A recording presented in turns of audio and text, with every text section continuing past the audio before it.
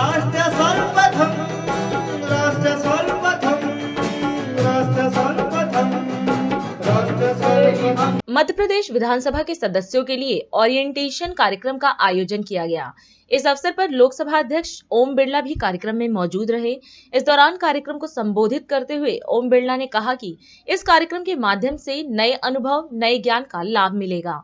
उन्होंने कहा कि विधायक के रूप में आप सभी की जिम्मेदारी है कि जनता की अपेक्षाओं के साथ साथ किस प्रकार से हम प्रदेश के सर्वांगीण विकास की योजना तैयार करें ताकि राज्य का विकास सुनिश्चित हो। इसके साथ ही बिरला ने कहा कि एमपी की विधानसभा में सदन की महिमा आपसे ही बढ़ेगी।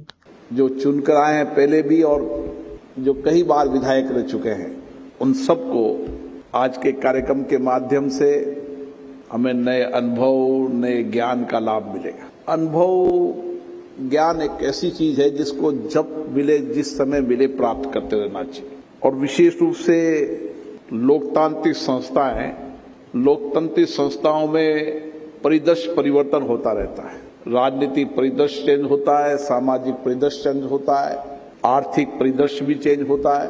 इसलिए हमारा प्रयास रहना चाहिए कि हम जितना अनुभव जनता से प्राप्त करें, उनसे सीख से प्राप्त करें, उस अनुभव और ज्ञान का लाभ विधानसभा के माध्यम से राज्य की जनता को मिले। क्योंकि मध्य प्रदेश का एक बहुत बड़ा गौरवशाली इतिहास रहा है।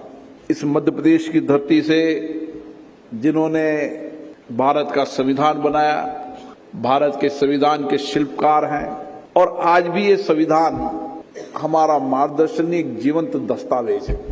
डॉक्टर भीमराव अंबेडकर जी की जन्मस्थली ये है। स्वतंत्रता सेनानी जिन्होंने स्वतंत्रता आंदोलन को एक नई दिशा दी, रानी झांसी की रानी हो, चंद्रशेखर आजाद हो, राष्ट्रपति के रूप में स्वर्गीय शंकर दयाल शर्मा जी हो, और जिन्होंने राजनीति से ऊपर उठकर इस लोकतांत्रिक को एक दिशा दी, लोकतंत्र को एक दिशा दी, माननीय अटल बिहारी वाजपेयी जी भी इसी धरती से आते हैं। तो ये धरती की एक बड़ी महिमा है और मुझे खुशी है यहाँ के मुख्यमंत्रियों ने, यहाँ के विधानसभा अध्यक्षों ने का एक गौरवशाली इतिहास रहा है, गौरवशाली परंपराएं रही है, और आप सबको सौभाग्य मिला है कि आप इस गौरवशाली विधानसभा के सदस्य हैं।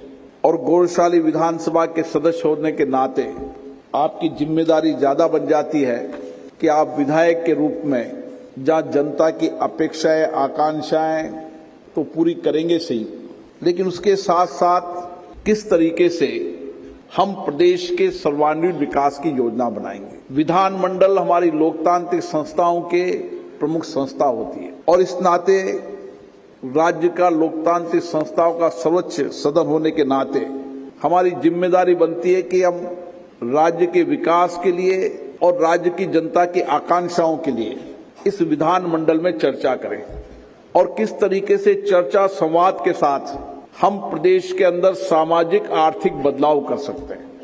जब हम लोकतंत्र के इतिहास को देखते हैं तो लोकतंत्र हमारे विचारों में, हमारी कार्यशैली में है। लोकतंत्र हमारी आजादी के बाद का लोकतंत्र नहीं है। लोकतंत्र ऋग्वेद से लेकर कितने ही समय तक हमने लोकतांत्रिक प्रक्रियाओं के माध्यम से समाज में सामाजिक परिवर्तन भी किया, अच्छी परंपराएं डाली, और लोकतंत्र के माध्यम से हमने सामाजिक और सांस्कृतिक मूल्यों को जीवित रखा। और इसीलिए लोकतांत्रिक परिप्रेक्ष्य और लोकतंत्र हमारे विचारों में, अभिव्यक्ति में, कार्यप्रणाली में। हम आजादी के आंदोलन को भी देखें तो भी हमने लोकतांत्रिक प्रक्रिया से आजादी का आंदोलन लड़ा। उस समय कोई सोच नहीं सकता था कि आजादी का आंदोलन हम जन आंदोलन के माध्यम से आजादी प्राप्त कर सकते हैं, लेकिन जन आंदोलन के आधार पर हमने आजादी प्राप्त की। जब इतिहास और विरासत लिखी जाती है तो इस जन आंदोलन के कारण आजादी का नया इतिहास आया। कई देश ऐसे भी हैं जिन्होंने कोई आंदोलन नहीं किया, कोई संघर्ष नहीं किया, कोई कुर्बानियां नहीं दी, बलिदान नहीं दिए, वो देश भी आजाद हुए।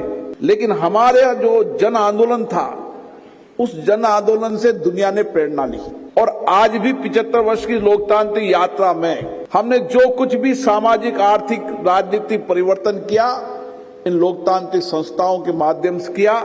चर्चा, संवाद, विचार विमर्श से किया, सहमति असहमति से किया। और इसीलिए हम दुनिया में कहते हैं कि भारत दुनिया का सबसे लोकतांत्रिक देश है।